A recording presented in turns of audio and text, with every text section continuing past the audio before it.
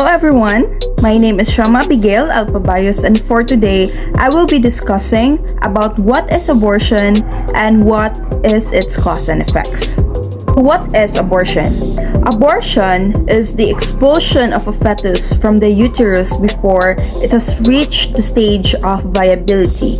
So in human beings, usually about a 20th week of gestation.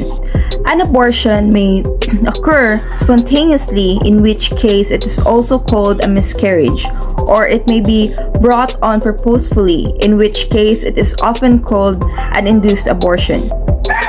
Spontaneous abortions or miscarriages occur for many reasons, including disease, trauma, genetic defect, or biochemical incompatibility of mother and fetus. Occasionally, a fetus dies in the uterus but fails to be expelled, a condition termed a missed abortion. So, induced abortion may be performed for reasons that fall into four general categories. First is to preserve the life or physical or mental well-being of the mother, to prevent the completion of a pregnancy that has resulted from rape or incest, to prevent the birth of a child with serious deformity, mental deficiency, or genetic abnormality, or to prevent a birth for social or economic reasons, such as the extreme youth of the pregnant female or the sorely strained resources of the family unit. By some definitions, abortions that are performed to preserve the well-being of the female or in cases of rape or incest are therapeutic or justifiable abortions. So what are the causes of abortion? First one is the drug RU486. If taken within a few weeks of conception, it will trigger a miscarriage. So up to about 19 weeks of pregnancy, injections of saline solutions or hormones may be used to stimulate uterine contractions that will expel the fetus. Surgical removal of the contents of the uterus may be performed in the second trimester or later. Intact dilation and extraction procedures may occur in the third trimester, sometimes critically referred to as partial birth abortions. They have been very controversial. Other abortion procedures include manual vacuum aspiration. So this is the extraction by manual syringe, and dilation and suction curettage, or it is extraction by machine-operated suctions, both of which can be performed in early pregnancy. Here are the reasons why people chose abortion. So the first reason is financial. Economic concerns are the most commonly cited reasons women chose an abortion. So there are numerous reasons why one may feel financially unprepared to be a parent. So situations that impact financial security include being unemployed or underemployed, which means that you might be working but aren't working in a position that fully uses your skills or allow you to reach your earning potential. So being uninsured falls under the financial umbrella as well. Government assistance is often available for those who lack health insurance or have low income, but not everyone qualifies. Others may have the need but simply not want to rely on such aid. So the second one is timing. Feeling that it isn't the right time to have a child is the second most commonly cited reasons for seeking an abortion. This may be because the pregnancy was unplanned. In some instances, women may feel they are too old, too busy, or not yet ready. Similarly, some women feel that they are not yet emotionally or mentally prepared to care for a child or even handle a pregnancy. So about 20% of those who seek an abortion specifically feel that being pregnant or having a child will negatively affect their future. They may choose to have an abortion because they want to avoid changes to their educational plans or their careers, or they want to wait until they're more settled in life. So partner and family issues. There are many issues in a relationship that affects a woman's decision to have an abortion.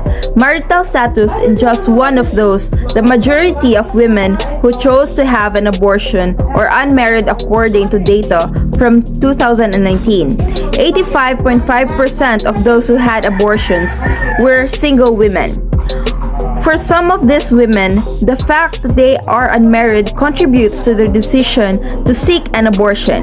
About 8% of those responding to the survey on reasons for having an abortion specifically note that they do not want to be a single parent. For others, married and unmarried issues include a lack of support from their partner. Being in an abusive or unhappy relationship also affects their decision. About 5% of women say that their choice was influenced by family. This may be because they believe their family will not support them. A small percentage of women also say that they were directly pressured to have an abortion by family or friends. So, other reasons is other children. About 59% of women who have abortions already have previously given birth to at least one child or more. In some instances, these women chose to have an abortion because they are concerned that they don't have time or resources enough to care for more children. These mothers may feel they are done having children or wish to space out their children. So one reason is health reasons. About 12% of abortions are related to health issues. This can include concerns for the woman's health related to serious illnesses or the abuse of drugs or alcohol. There may also be worries about the health of the fetus after the medical condition is diagnosed during prenatal testing. Hello everyone, my name is Lian Reyes Palomar, and at this moment we will be discussing the risk of having abortion. So we have first on the list pelvic infection, followed by incomplete abortion and blood clots in the uterus, and we also have heavy bleeding and cut or torn cervix, and you may also experience perforation of the uterus wall and anesthesia related complications, and lastly we have Rh immune globulin therapy. So first, let us discuss what is pelvic infection. So what is pelvic infection? Bacteria and germs from the vagina or cervix may enter the uterus and cause an infection, but antibiotics may help clear such infection. So in rare cases, a repeat sanction, hospitalization, or surgery may be needed. Second, we have incomplete abortion. So fetal parts and other products of pregnancy may not be completely emptied from the uterus, requiring further medical procedures. So incomplete abortion may result in infection and bleeding. And the third one, we have blood clots in the uterus. So blood clots that cause severe cramping occur in 1% of all abortions. So the clots usually are removed by a repeat sanction curettage. We also have heavy bleeding. So some amount of bleeding is common following an abortion, but heavy bleeding is not common and may be treated by repeat sanction, medication, or surgery. So let us move to cut and torn cervix. So the opening of the uterus may be torn while it is stretched open to allow medical instruments to pass through into the uterus. And we also have perforation of the uterus wall. So a medical instrument may go through to the wall of the uterus. So the reported rate is 1 out of 500 abortions. So depending on severity, perforation can lead to infection, heavy bleeding, or both. And we also have anesthesia-related complications. So as with the other surgical procedures, anesthesia increases the risk of complications associated with abortion. The last risk of having abortion is Rh immune globulin therapy. So genetic material found on the surface of the red blood cells is also known as Rh factor. So if a woman and her fetus have different Rh factor, she must receive medication to prevent the development of antibodies that would endanger the future pregnancies. Since we are talking about the risks of having abortion, we should also acknowledge the emotional side effect of an abortion. So we should know that every woman experiences different emotions after an abortion. So some women may feel guilty, sad, or empty, while others may feel relief that the procedure is already over. So some women have reported serious psychological effects after having an abortion, including depression, grief, anxiety, lowered self-esteem, attachments, flashbacks, and substance abuse. So these emotions may appear immediately after an abortion or gradually over a long period of time. So if family help and support are not available to you, it may be harder for you to deal with these feelings that appear after an abortion.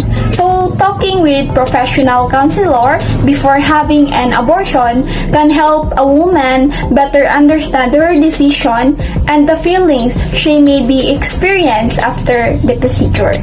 So we are done with the side effects of abortion.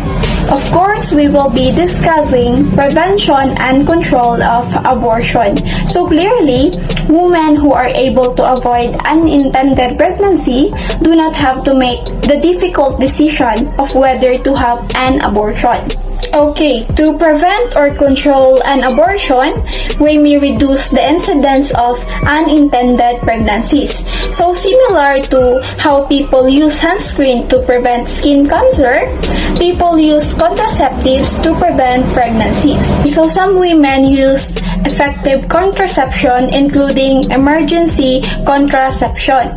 So also to reduce incidence of unintended pregnancy, we must also do the comprehensive sexuality education. And the second step to preventing and controlling abortion, we have programs against sexual abuse. So putting an end to sexual violence will increase the well-being of folks everywhere and subsequently reduce unwanted pregnancies. So reducing sexual violence does begin from a young age, teaching enthusiastic consent from the start.